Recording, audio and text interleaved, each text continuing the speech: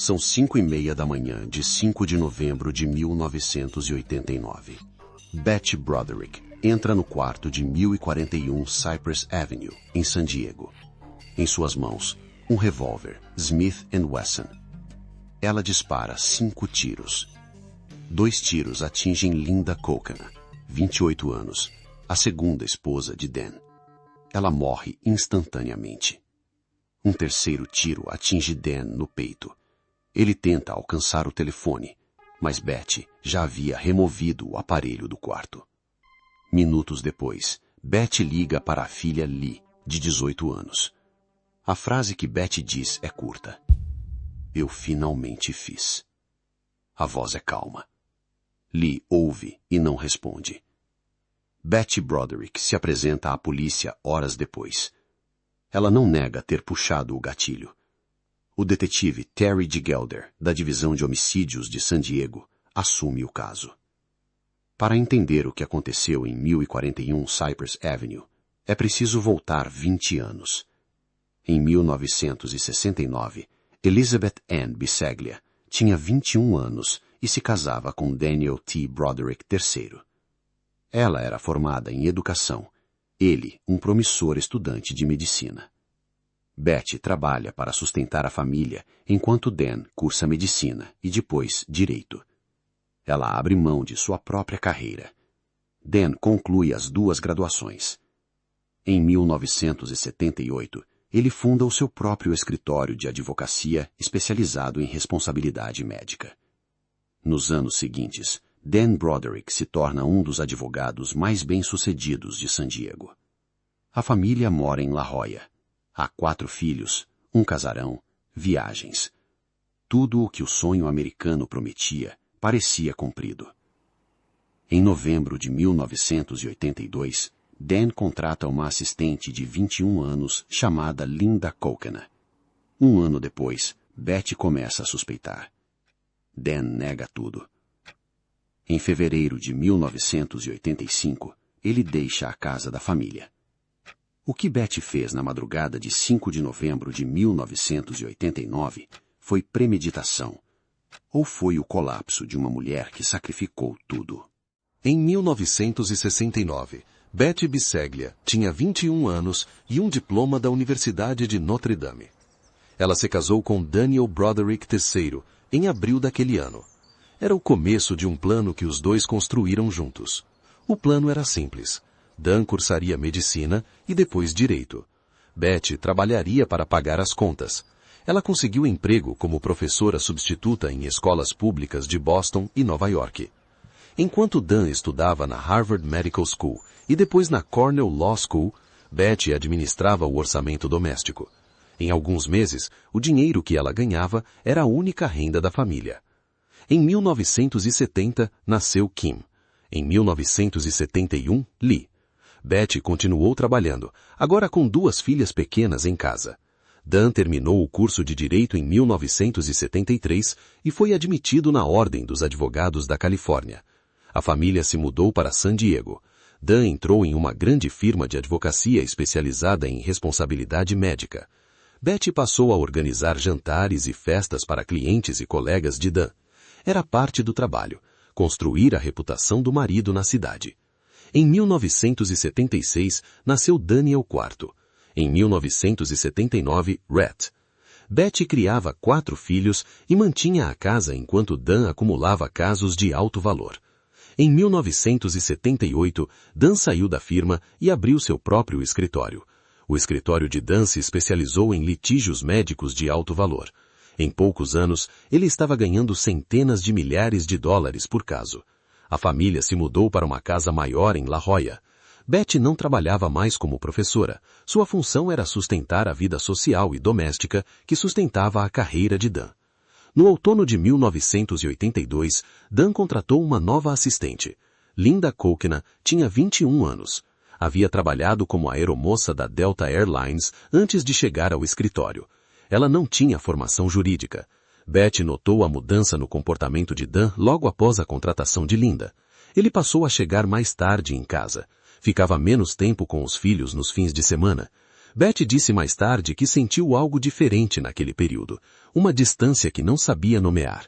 Em outubro de 1983, Betty confrontou Dan diretamente. Ela perguntou sobre Linda. Dan negou qualquer envolvimento, chamou Betty de paranoica, disse que ela estava inventando problemas onde não existiam. Naquele momento, Betty e Dan estavam casados há 14 anos. Ela havia interrompido sua própria trajetória profissional para financiar a formação dele. Havia criado 4 filhos. Havia construído a rede social que fez o escritório crescer. Tudo isso estava em jogo naquela conversa. Dan continuou negando. Betty continuou suspeitando. O escritório continuou crescendo. E Linda Colquena continuou trabalhando a menos de 10 metros de Dan todos os dias. A situação permaneceria assim por mais um ano. Em fevereiro de 1985, Dan Broderick saiu da casa da família em La Jolla sem aviso prévio. Ele levou suas roupas e foi morar em outro endereço. Betty descobriu a mudança quando chegou em casa. Dan protocolou o pedido de divórcio em 1985. Ele conhecia o sistema judicial de San Diego melhor do que qualquer outro advogado da cidade. Essa vantagem seria decisiva. A batalha pelo divórcio durou 4 anos. Dan representou a si mesmo em várias fases do processo. Betty não tinha treinamento jurídico e trocou de advogados repetidamente. Dan obteve a custódia integral dos 4 filhos. Kim, Lee, Daniel IV e Rhett foram viver com o pai. Betty recebeu apenas direitos de visita. Ela tinha 38 anos. Nas audiências, os advogados de Dan descreveram Betty como emocionalmente instável e incapaz de cuidar dos filhos. Betty argumentava que a instabilidade era consequência do comportamento de Dan. O juiz concordou com Dan. Betty descobriu que Linda Colquena morava na casa onde seus filhos dormiam. Dan e Linda dividiam o mesmo teto enquanto o divórcio ainda corria na justiça. Betty ligou para o escritório de Dan e deixou mensagens que foram gravadas. As mensagens se tornaram cada vez mais agressivas. Betty usava linguagem obscena e ameaças veladas. Dan apresentou as gravações como evidência nas audiências. O juiz impôs multas a Betty por cada mensagem. Em um dos episódios mais documentados, Betty invadiu a casa de Dan e destruiu roupas com tinta. Em outra ocasião, ela entrou pela porta e deixou excrementos na carpete. Dan fotografou os danos e registrou o boletim de ocorrência. Em 22 de abril de 1989, Dan Broderick e Linda Colquena se casaram. Betty não foi convidada. Nenhum dos 4 filhos foi à cerimônia ao lado da mãe. Um mês antes do casamento, Betty comprou um revólver Smith & Wesson. Ela não comunicou a compra a ninguém. A arma ficou em sua posse por 4 semanas antes do crime.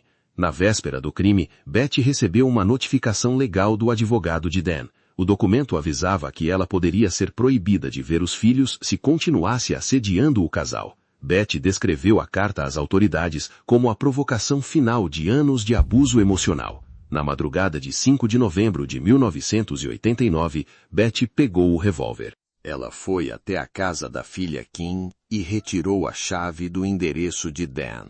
Depois, dirigiu até 1041 Cypress Avenue.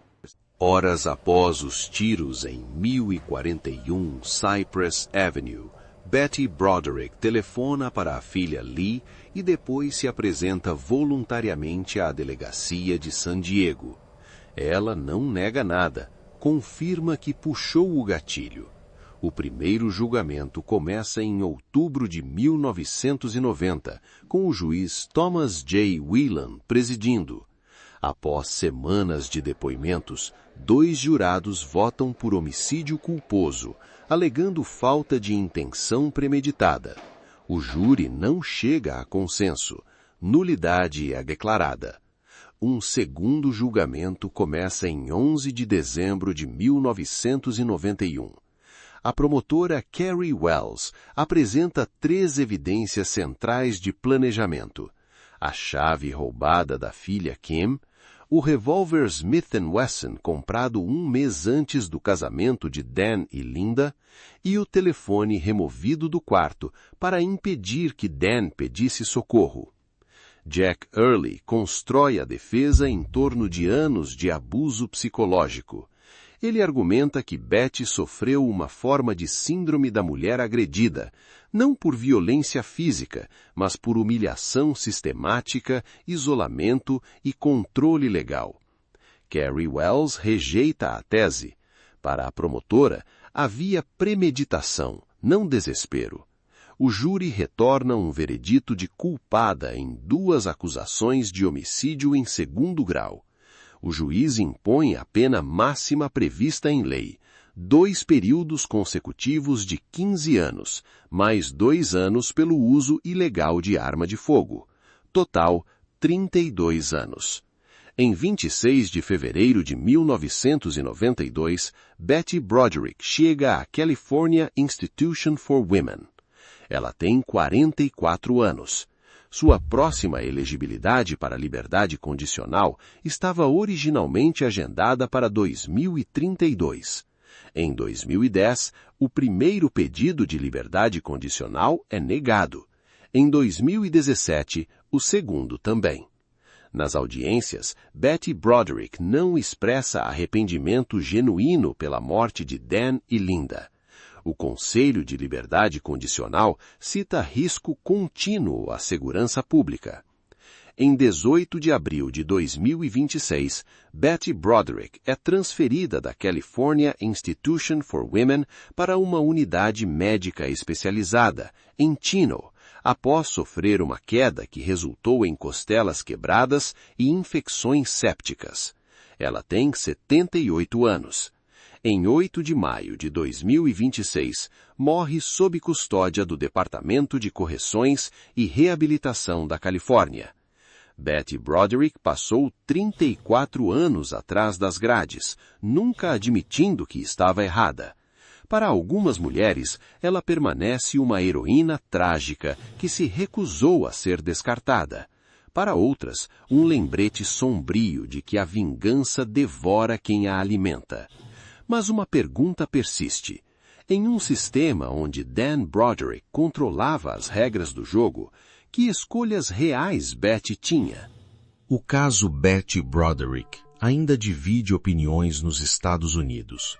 Se este vídeo fez você pensar, deixe seu comentário abaixo. Curta, compartilhe com alguém que não conhece essa história e se inscreva no canal para não perder os próximos casos.